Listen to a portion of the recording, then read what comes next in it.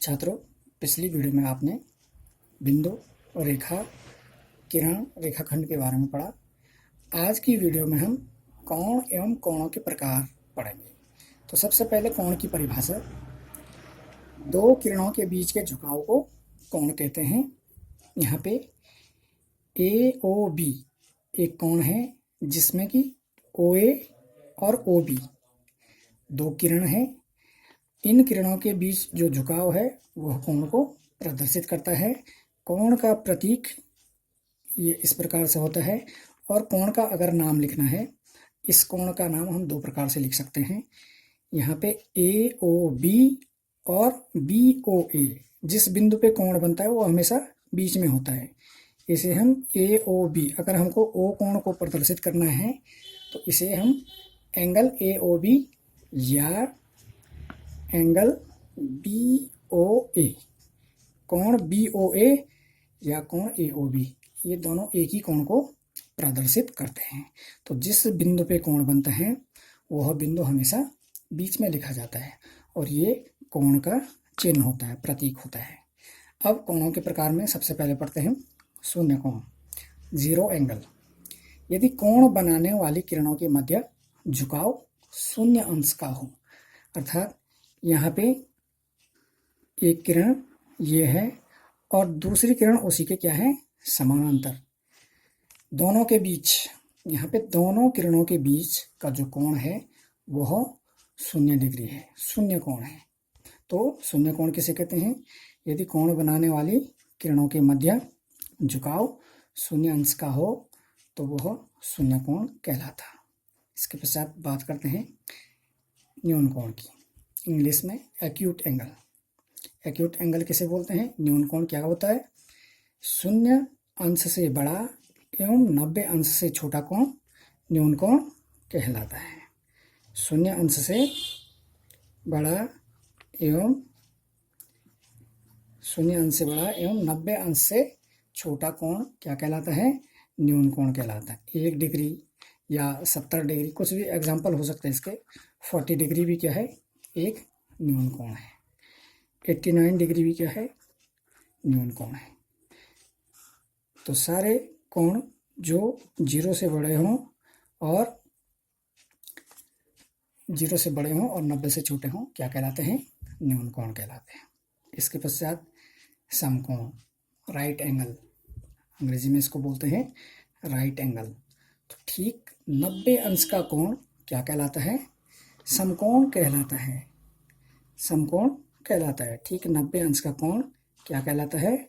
समकोण कहलाता है। यहाँ पे KOL हमने एक कोण बनाया, तो यह कोण है 90 अंश का, तो इसको हम समकोण कहेंगे। राइट एंगल अंग्रेजी में बोलते हैं। और इसके जो लाइन है, परपेंडिकुलर लाइन, कल हमने जिक्र किया था वीडियो में, OK और OL परपेंडिकुलर लाइन है और इनके बीच का कोण जो होता है वो 90 अंश का होता है। इसके पश्चात बात करते हैं अधिक कोण, ऑब्ट्यूस एंगल। अधिक कोण किसे कहते हैं? जो कोण 90 अंश से बड़ा और 180 अंश से छोटा। जो कोण 90 अंश से बड़ा और 180 अंश से छोटा हो वह क्या कहलाता है?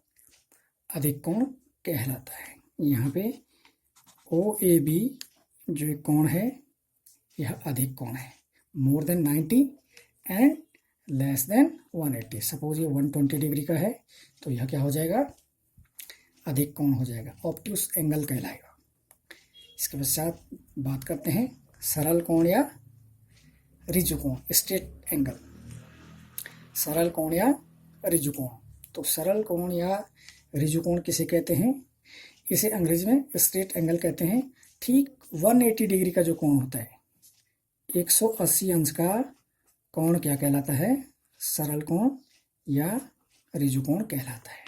और यह बनता है दो विपरीत किरणों के मिलने से। 180 डिग्री का एंगल है तो यह सरल कोण कहलाता है। इसके पश्चात वृहत कोण क्या होता है?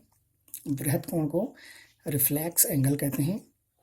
180 अंश से बड़ा, 180 अंश से बड़ा और 360 अंश से छोटा कोण क्या कहलाता है? प्रतिवर्ती कोण कहलाता है। यहाँ पे एक प्रतिवर्ती कोण है जो कि यहाँ पे अगर ये किरण इधर को मिलती थी, दो विपरीत किरणें, तो ये 180 बना रही थी, और 180 से भी जो बड़ा कोण है यह क्या कहलाएगा? बाहर की ओर, यह हो जाएगा वृहत कोण या प्रतिवर्ती कोण। 180 डिग्री से ज़्यादा और 360 से छोटा।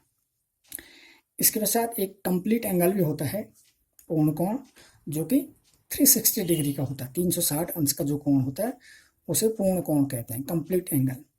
इसके पश्चात बात करते हैं पूरक कोण की। पूरक कोण होता है कंप्लीमेंट्री एंगल। पूरक कोण क्या होता है? Complementary angle. तो कंप्लीमेंट्री एंगल क्या होता है? देखिए, वे दो कोण जिनका योग क्या होता है? 90 अंश होता है। जिनका कोण क्या होता है? 90 अंश होता है, वे क्या कहलाते हैं? वे कहलाते हैं पूरक कोण। यहाँ पे कोण POQ धन कोण QOR, ये दोनों क्या है? पूरक कोण है। दोनों कोण क्या है? पूरक कोण है। इसलिए इनका सम कितना होगा? इनका जोड़ कितना होगा? 90 अंश होगा। इनका जोड़ 90 अंश होता है। इसमें प्रश्न पूछे जाते हैं कि 60 डिग्री का पूरक कोण क्या होगा? तो 60 डिग्री का पूरक कोण क्या होगा? अगर आपको एक एंगल 60 दे रखा है तो इसका कंप्लीमेंट्री एंगल क्या होगा? 30 होगा। 90 में से 60 को घटा देंगे तो 30 आएगा। तो जिन दो कोणों को जोड़ के 90 अंश होता है वह कोण क्या कहलाते हैं? पूरक कोण कहलाते हैं। और दो बराबर पूरक कोण कौन से होते हैं? ऐसे दो पूरक कोण जो समान हों तो वो होते हैं 45 अंश और 45 अंश, और इन दोनों का जोड़ कितना होता है? 90 अंश। तो ये हो गए कॉम्प्लीमेंट्री एंगल, पूरक कोण। इसके बाद चर्चा करते हैं समपूरक कोण की। समपूरक कोण किसे कहते हैं? Supplementary angle. वे दो कोण जिनका योग क्या होता है? वे दो कोण जिनका योग 180 अंश होता है, उनको क्या कहते हैं? उनको कहते हैं समपूरक कोण।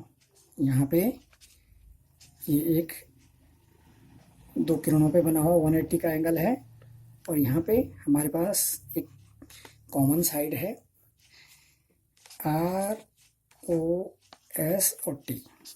तो यहाँ पे दो कोण, कौन से दो कोण? कोण ROS प्लस एंगल SOT, ये ओ कोण दोनों। ROS मीन्स ये वाला एंगल और SOT का मतलब ये वाला एंगल। तो इन दोनों एंगल का सम कितना है? 180 डिग्री। तो ये क्या कहलाते हैं? समपूरक कोण कहलाते हैं। तो यहाँ पे क्वेश्चन इस प्रकार से आ सकता है कि 130 का समपूरक कोण क्या होगा? तो 130 का समपूरक कोण क्या होगा? 180 में से घटा लेंगे 130 को, आएगा 50। मीन्स वे दो कोण जिनका जोड़ क्या होता है? 180 अंश होता है, वे क्या कहलाते हैं? समपूरक कोण कहलाते हैं। और इसमें जैसे दो पूरक कोण हैं, बराबर हैं, इसी प्रकार दो बराबर समपूरक कोण क्या होते हैं? या ऐसे दो कोण जो समपूरक हों और आपस में बराबर हों वो होते हैं दो राइट एंगल। मीन्स 90 अंश और 90 अंश। तो 90 अंश और 90 अंश को जोड़ के क्या आता है? 180 अंश होता है। इसके पश्चात आसन कोण। आसन कोण एडजेसेंट एंगल होता है। आसन कोण किसे कहते हैं? ऐसे दो कोण जिनका शीर्ष तथा एक भुजा क्या हो? उभयनिष्ठ हो। आसन कोण क्या कहते हैं? ऐसे दो कोण जिनका शीर्ष तथा एक भुजा क्या हो? उभयनिष्ठ हो। यहाँ पे मैं आसन कोण का एक चित्र बनाऊंगा। OLM एक कोण है और यहाँ पे आर एक लाइन है। तो देखिए यह ओ जो है ये इन कोणों का शीर्ष कहलाता है, कोणों का शीर्ष, शीर्ष वर्टेक्स, VERTEX। अब देखिए यहाँ पे एक कॉमन साइड है, उभयनिष्ठ भुजा, उभयनिष्ठ भुजा। उभयनिष्ठ भुजा कौन सी है? उभयनिष्ठ भुजा मतलब जो दोनों की एक हो, दोनों की कॉमन साइड। उभयनिष्ठ भुजा है OR, OR इनकी उभयनिष्ठ भुजा है। तो यहाँ पे कोण MOR, कोण MOR तथा कोण ROL, कोण ROL दोनों क्या है? आसन कोण है। दोनों क्या है? आसन कोण। क्यों है?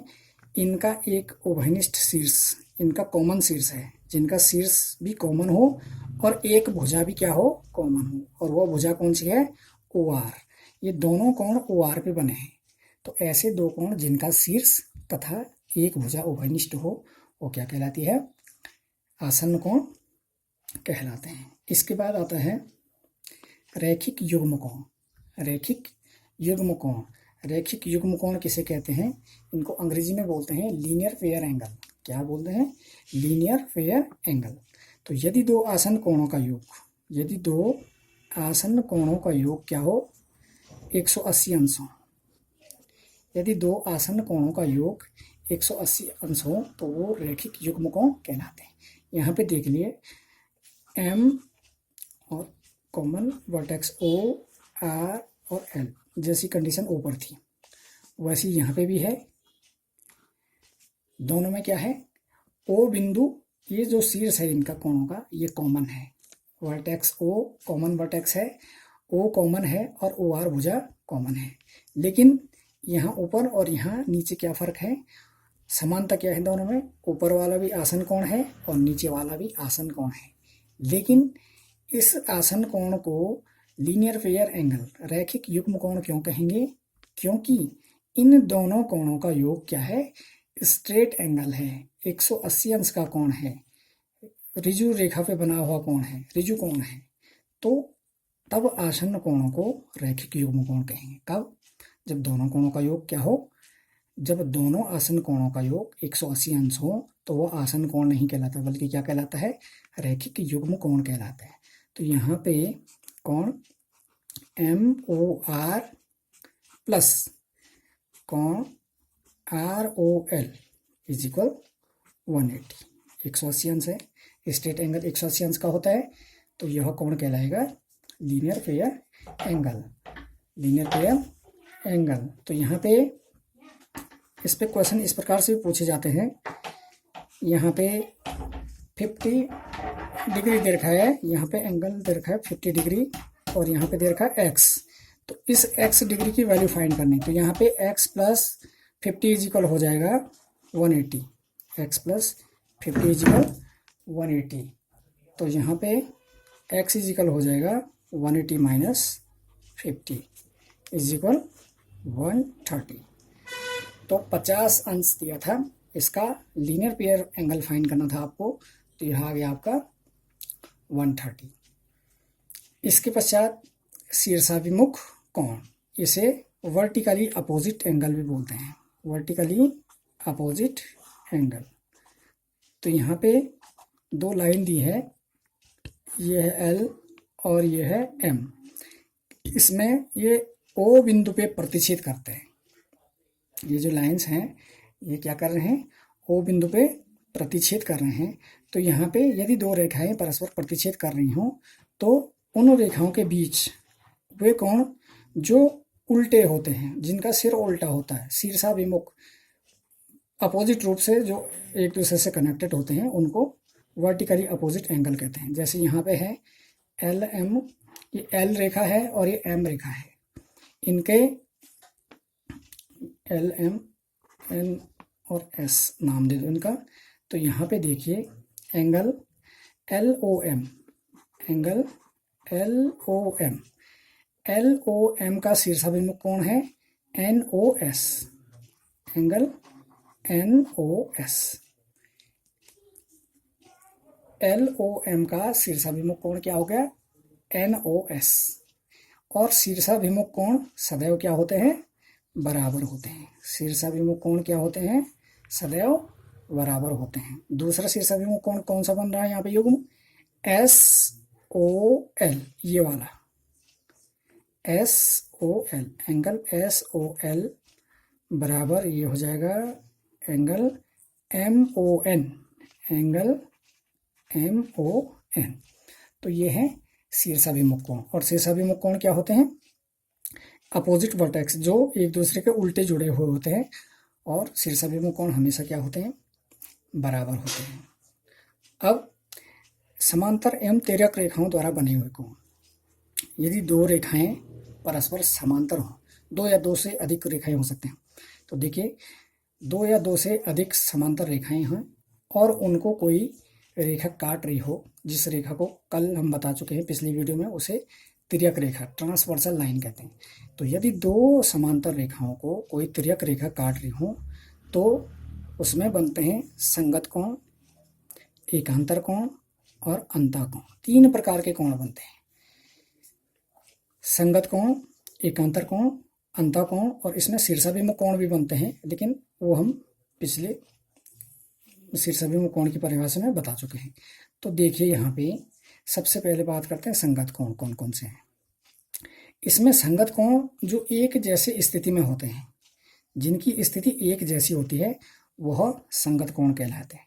जैसे यहाँ पे एंगल 1 है, एक का संगत कोण कौन सा है? एक के साथ जो संगत कोण है, एक जैसी स्थिति, एक के जैसा है कोण 5, 1 और 5, कोण 1 और 5 क्या हो गए? संगत कोण हो गए। कोण 4 और कोण 8, कोण 4 और कोण 8 क्या हो गए? एक जैसी स्थिति में है, तो ये संगत कोण हो गए। कोण 2 और कोण 6, कोण 2 और कोण 6, इनकी स्थिति नीचे की ओर है, दोनों एक जैसी स्थिति में है, तो 2 और 6 क्या हो गए? संगत कोण हो गए। कोण 3 और कोण 7, कोण 3 और कोण 7, कोण 3 और कोण 7 क्या हो गए? संगत कोण हो गए। तो देखिए समांतर एवं तिर्यक रेखाओं द्वारा बने कोण तो कौन से हैं? संगत कोण कौन कौन से हैं? कोण 1 का संगत कोण है कोण 5, कोण 2 का संगत कोण है कोण 6, कोण 4 का संगत कोण है कोण 8, कोण 3 का संगत कोण है कोण 7। और जब दो समांतर रेखाओं को एक तिर्यक रेखा काटती है तो संगत कोण आपस में क्या होते हैं? बराबर होते हैं। कोण 4 बराबर कोण 8 होगा, कोण 2 और 6 आपस में बराबर होंगे और कोण 3 और 7 आपस में बराबर होंगे। संगत कोण आपस में क्या होते हैं? बराबर होते हैं। फिर आती है बात एकांतर कोण की। एकांतर कोण कौन कौन से हैं? जब दो समांतर रेखाओं को एक तिर्यक रेखा काटती है तो एकांतर कोण क्या होते हैं? बराबर होते हैं। जेड शेप के जो एंगल है वह एकांतर कोण है, तो वो आपस में बराबर होते हैं। तो यहाँ पे कौन कौन से एकांतर कोण? 3 और 5। कोण 3 का एकांतर कोण कौन सा है? कोण 5। 3 का एकांतर कोण है कोण 5 और 2 का एकांतर कोण है 6। कोण 3 का एकांतर कोण है 5 और 2 का एकांतर कोण है 8। कोण 2 बराबर हो जाएगा कोण 8। ये क्या होंगे? आपस में बराबर होंगे। अब अंतः कोण, इसमें अंतः कोण कौन कौन से हैं? ये दो समांतर रेखाएं हैं, इनके अंदर की ओर जो कोण बने हैं कोण 3 और कोण 8, ये दोनों अंतः कोण हुए। कोण 3 और कोण 8 अंतः कोण है, तो अंतः कोण क्या होते हैं? संपूरक होते हैं। इन दोनों का कोणों का योग क्या होता है? 180 अंश होता है। और कोण 2 धन कोण 5, दोनों समांतर रेखाओं के अंदर की ओर जो कोण है वो अंतः कोण है। तो कोण 2 और कोण 5, इन दोनों का योग भी क्या होगा? 180 अंश। तो देखिए जब दो समांतर रेखाओं को तिर्यक रेखा काटती है तो संगत कोण बराबर होते हैं, एकांतर कोण बराबर होते हैं और अंतः कोण क्या होते हैं? संपूरक होते हैं। तो धन्यवाद। यह थी कोणों पर आधारित वीडियो।